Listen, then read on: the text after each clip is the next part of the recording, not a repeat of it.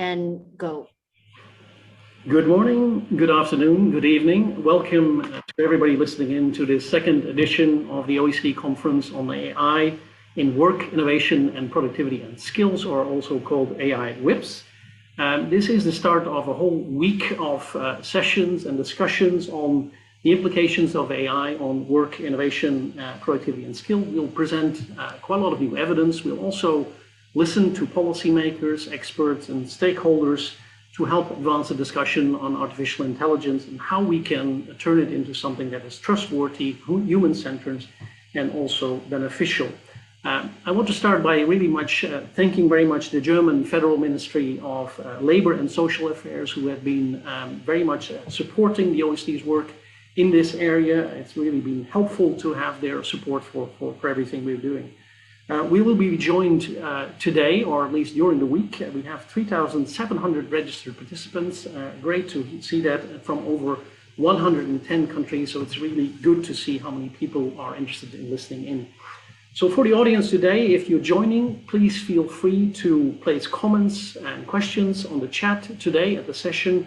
We'll try to collect a few of the questions at the end of the session and look forward to hearing from you. So to kick us off and to kick off the week, I'm very delighted to be joined by Professor James Bessen of Boston University School of Law. He is an economist, a technologist who serves as Executive Director of the Technology and Policy Research Initiative at Boston University. He has also been a successful innovator, or he is a successful innovator, and that was the CEO of a software company. He's the author of a forthcoming book, which is called The New Goliaths: How Corporations Use Software to Dominate Industries, Kill Innovation, and Undermine Regulation, which is coming out a little bit later. We'll hear more about that probably later today, and has done quite a bit of work on several aspects of how automation and artificial intelligence is affecting the economy. So given the wide range of issues he's worked on, he's a great candidate or a great speaker to kick off this session this week on AI this week. So Jim, good morning. I know it's early for you. Great to have you with us. So let me kick off without any further ado. You've done a lot of work on the impact of AI, of automation on jobs, both historically and also current. Could you perhaps talk a little bit more about that work and also how it relates to AI? I mean, basically what you found about the impact of AI on employment. Well, thank you. That's a tall order. I'm honored to be here and chat with you this morning, my time. Before I actually talk about my work, I should try to clear away a couple misconceptions. If you've read the newspapers in the last 5 or 10 years, you've probably heard that we're about to see massive unemployment because AI is going to replace humans. In 2013, a report came out that maybe kicked off thousands of these articles that claimed that within 10 or 20 years, 47% of the jobs in the US would be fully automatable. Now, it doesn't seem to be the case. That 10-year mark is coming up next year, and we're nowhere near seeing 47% of our jobs automated. We're nowhere near seeing 4% of our jobs automated. We've heard other predictions and more other hype. Jeff Hinton, one of the founders of deep learning techniques, in 2016 said we should stop training radiologists because within 5 years, the machines would be better than radiologists at doing their jobs. In fact, we have a shortage of radiologists today, and despite thousands of attempts, AI tools are really of only limited impact in the radiology profession today. So there's been a lot of hype, a lot of exaggeration, and the problem with it isn't that there aren't some dramatic things happening. There are, but it focuses on the wrong thing. The focus is on, these technologies are going to come along and replace humans. And really much more of what's happening is that they're coming along and enhancing human capabilities, allowing companies to do new and better things, deliver better quality, to deliver more and new products, greater product variety. And that has significant effects, social effects, on inequality, on some other things, but it's not the issue of mass unemployment. I mean, we're in this this phase of very tight labor markets, it's very hard to reconcile this sort of dramatic view that this technology is replacing humans on a massive scale, and that in fact is what the research tends to show. But I do think a lot of people say, well, that may have been the case in previous phases of automation, where we probably have seen that a lot of new jobs have been generated. But isn't AI really different in the sense that it also affects, it's really about replacing certain types of skills which always have been a little bit more protected from unemployment than others? I mean, isn't it also something that's still accelerating that probably could change things? So shouldn't we be worried, even if perhaps things are not happening right now, shouldn't we be worried for the future? Right, that's a good point. And I think undoubtedly the change that's taking place now is different and may be different in the future. But you still have to put that in perspective. Here's the critical conceptual mistake, which is just because a technology can take over a task that humans do doesn't mean there's less work for humans to do. In fact, what happens is we call it the remainder effect, that when one task is automated, the value of human skills on the remaining tasks become even more important. And so there's greater demand for those skills. And so this is the kind of thing we see in the numbers. So if you look at firms that automate in various ways, and now there's well over a dozen studies, maybe more than 20 studies that have looked at what happens to firms when they install robots or automation or major information technology, whether it includes AI or not. In general, what you see is increased employment and increased revenues. They're able to do more. They're able to do better. It also affects wages. There may be only a half dozen studies, but wages tend to go up because the firms want people with greater skills, typically. Now, that doesn't mean it doesn't have negative effects in the economy, because what happens is some firms have the technology and they grow faster, they employ more, they pay higher wages, but it's the other firms where you're going to see job losses and potentially lower wages. And so we're seeing greater inequality. But it's not because the technology is destroying jobs. In fact, it's because it's bringing benefits. And this is sort of the tricky aspect. And it's critical for understanding what sort of policy challenges we face. So it's not so much then about the number of jobs. It's really that there is a phase of, as we've seen in the past with digital technology as well, an enormous amount of disruption, a lot of new skills that might be needed, some winners, some losers also in terms of the types of firms that are being affected and how firms are doing. So what does that mean for policy? What does it mean? What are some of the things we need to then really look at? Yeah. So that's exactly right. There are two big challenges. So one is they're both related to that it's uneven. So some jobs are being lost, but other jobs are being created in their stead. But that means transitions. It means workers have to switch occupations, switch employers, gain new skills. That doesn't happen easily. It doesn't happen without a lot of friction and a lot of a burden on people. We did a study in the Netherlands. The Netherlands has been collecting data on automation more than any other country, I think, perhaps. And we're able to tie it to what happens to individual workers and individual firms. And so we looked at what happens when there are major investments in automation. And we see, yes, some people leave, more people do leave their employers when their firms automate, but they are also replaced. But those people who leave undergo periods of unemployment. They experience economic losses. There is a social safety net that covers part of those, but we found that the social safety, in terms of unemployment, welfare benefits, and the like, that social safety net only compensates them for about 15% of their losses. But even aside from their own personal losses, if we're not smoothly transitioning those people, if we're not giving them the skills they need to survive and thrive in the new economy, then we're missing opportunities. And so those are both part of the problem. The other big policy challenge is that this is uneven, that particularly with AI, you see it's concentrated in a relatively small number of firms. So you have some firms that are doing very well with it.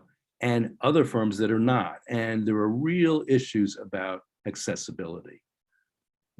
We can go into that. I think you're going to probably want to go into that a little bit deeper. No, I think we will in a second. Perhaps just a little bit further on the skill side of things, because I think, as you said, I mean, it's also something that we've found a lot in the OECD work, how important skills are, but there are also real difficulties there to some extent, because even though we may see demand grow for certain types of skills, there are lots of people losing their jobs as well. You spoke a little bit about the social safety net in some countries already, but what are some of the things that policy can do around that in terms of helping people perhaps find those skills? And is that realistic that we will actually be able to really reskill everybody to find some of the opportunities also in the future?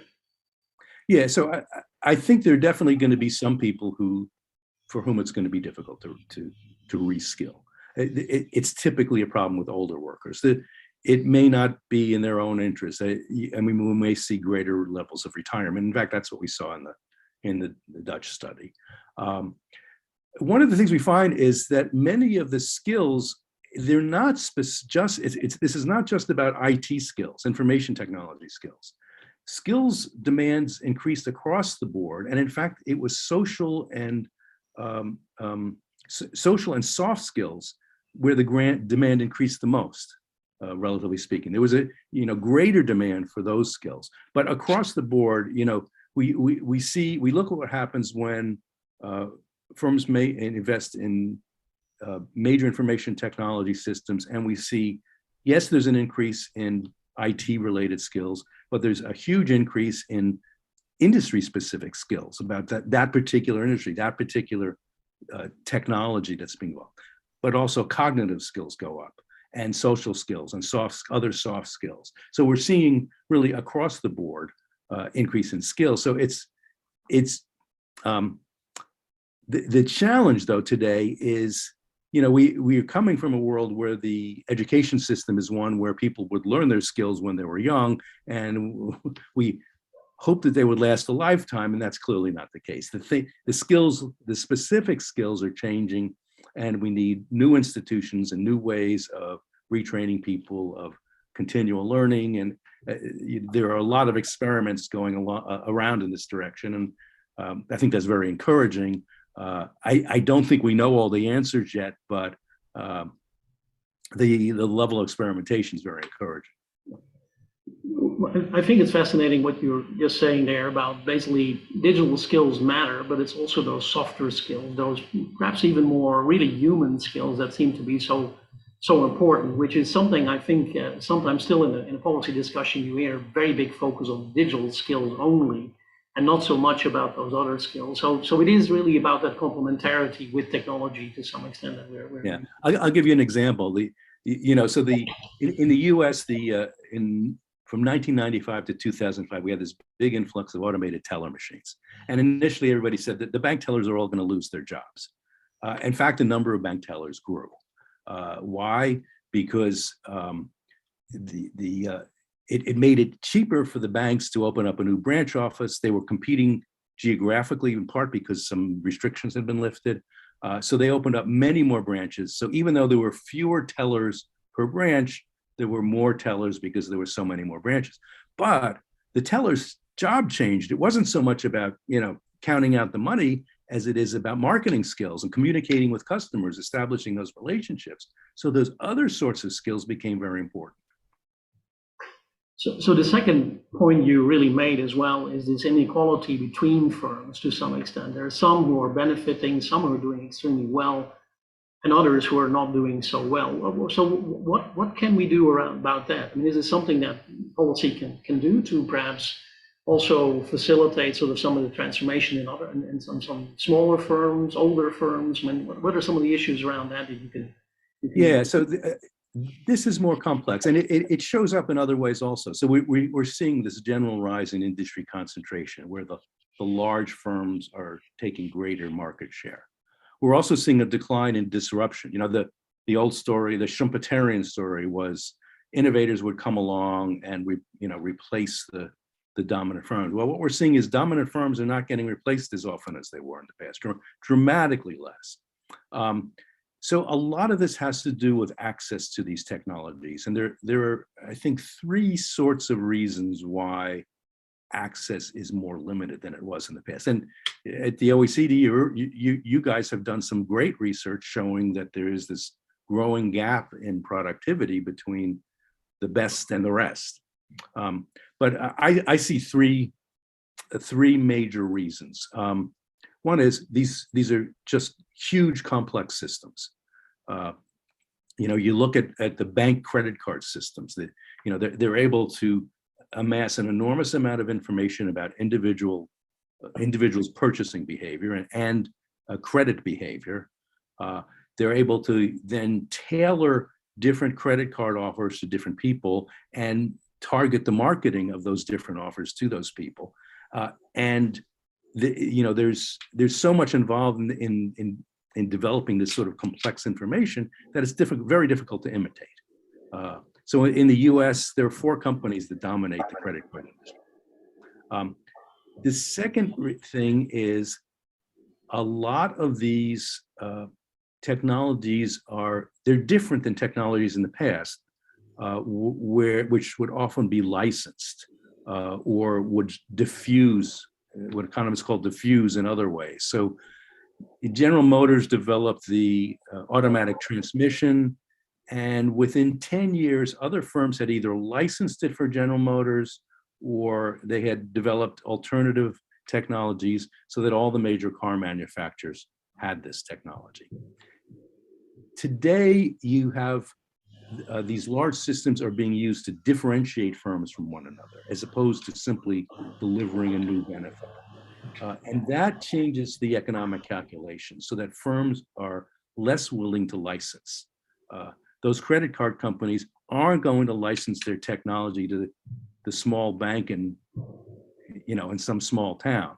They want to keep that proprietary advantage. And so that lack of licensing is an obstacle. And then the third is, I think a number of regulations and intellectual property laws have tended to introduce frictions to the transfer of new knowledge. So we have patents that now cover much more. We have trade secret laws that are now covering, at least in the US, are now covering things like know-how.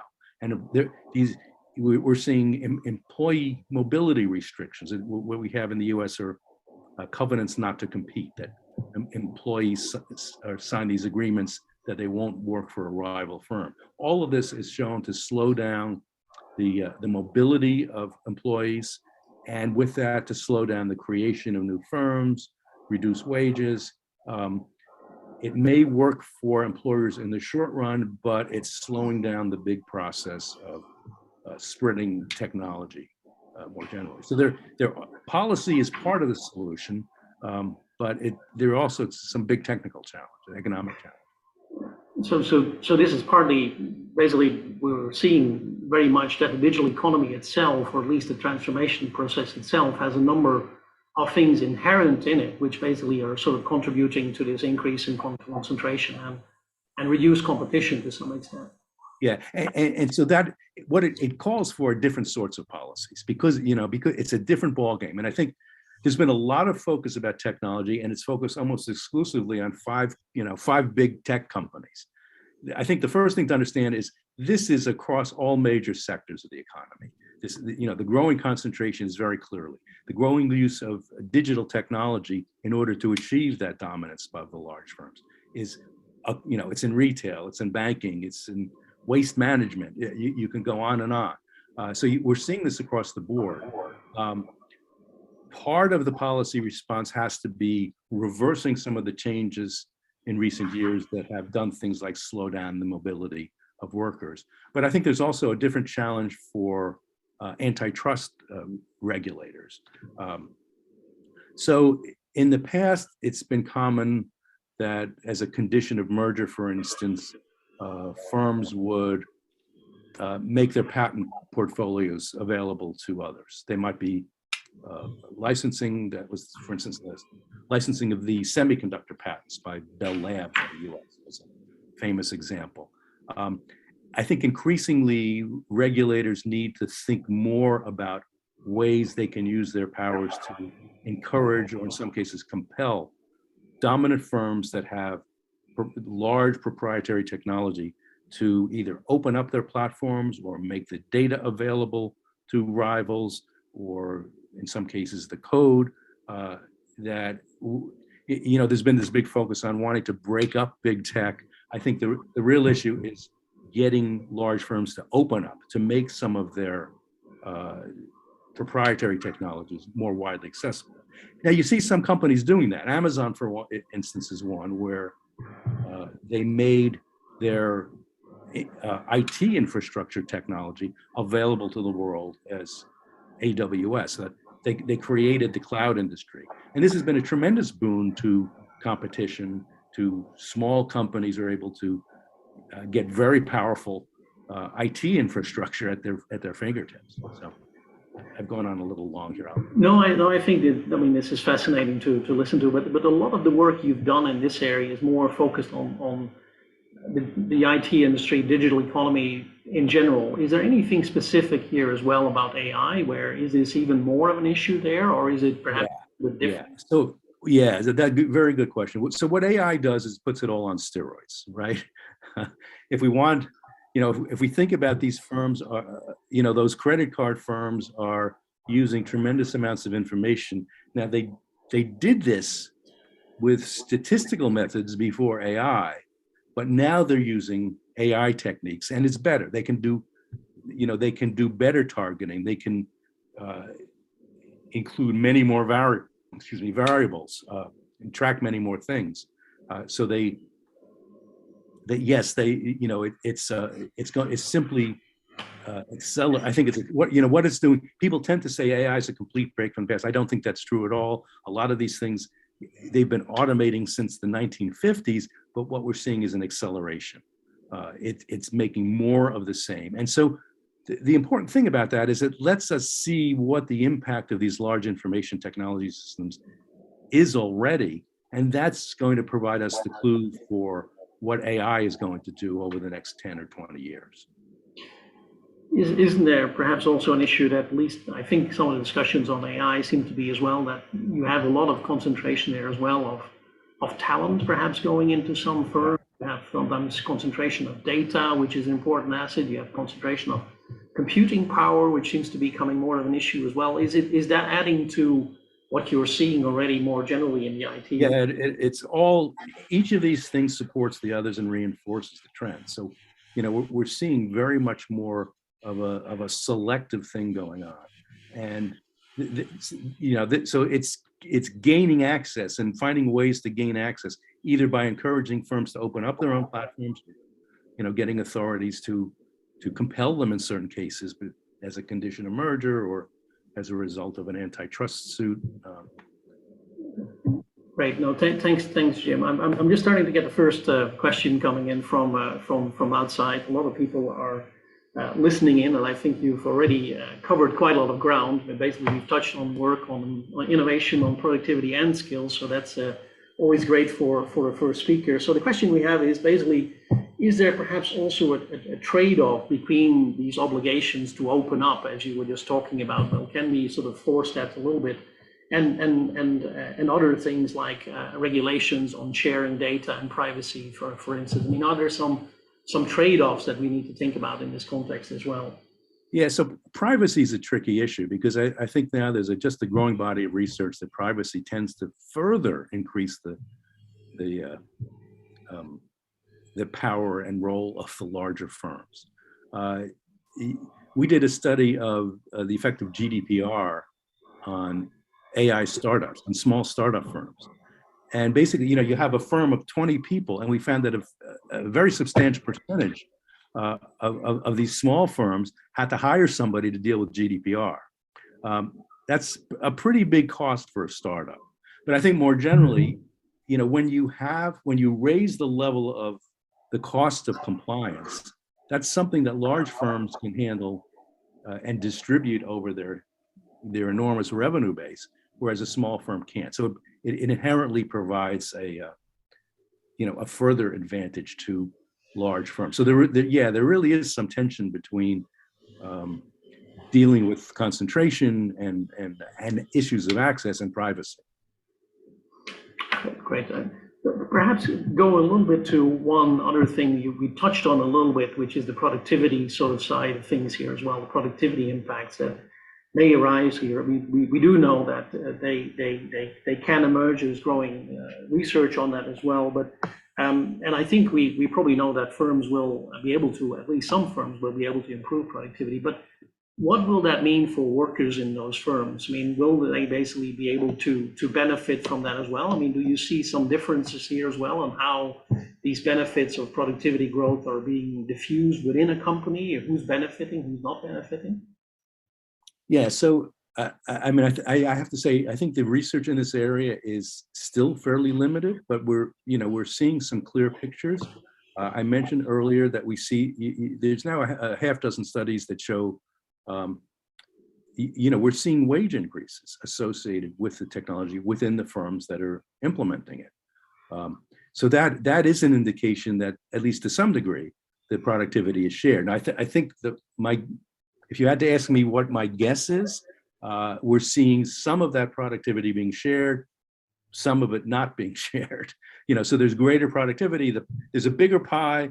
Part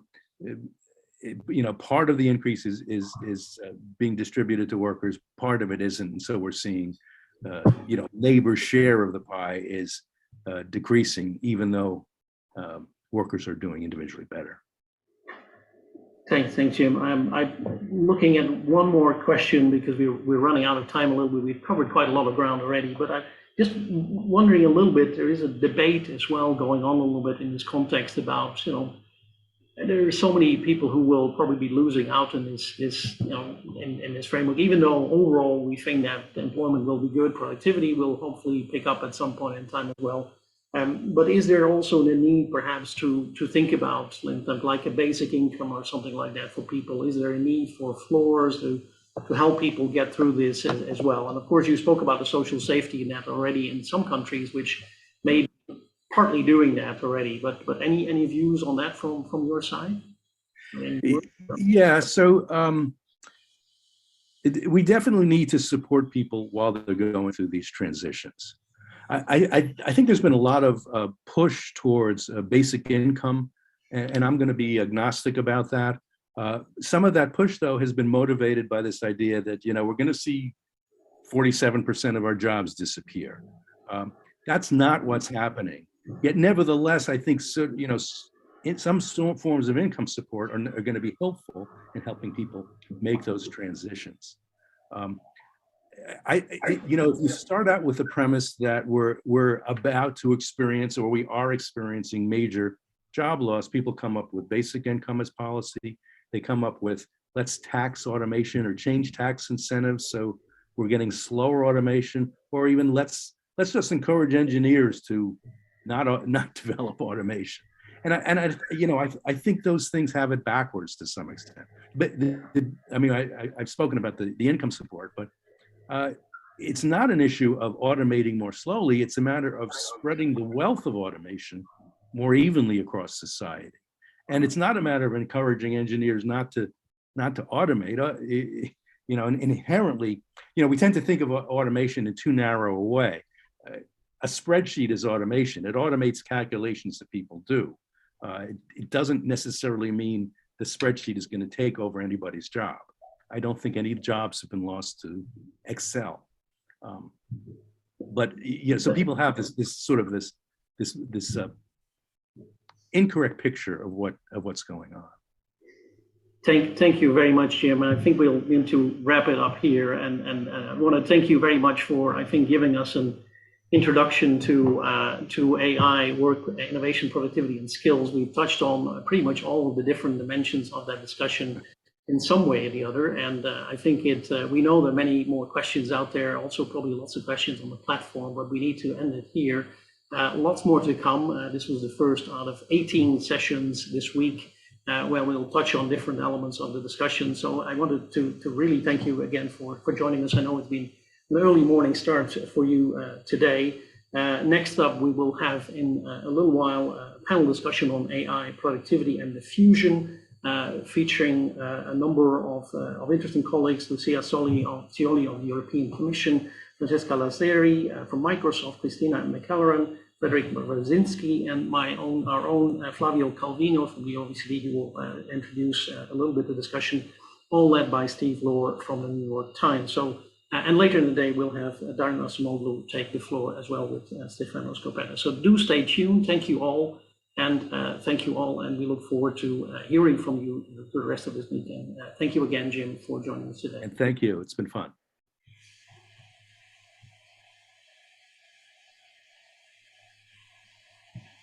Good. Session has ended. Thank you very much.